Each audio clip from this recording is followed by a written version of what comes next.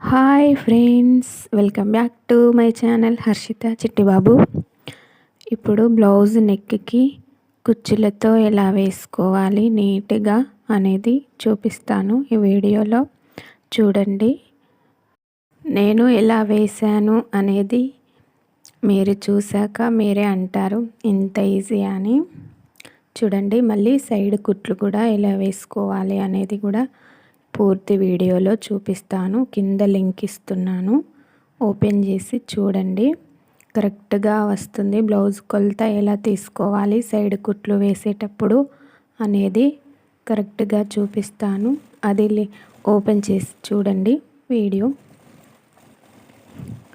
Okay friends, bye. Next వీడియోలో మళ్ళీ కలుద్దాం.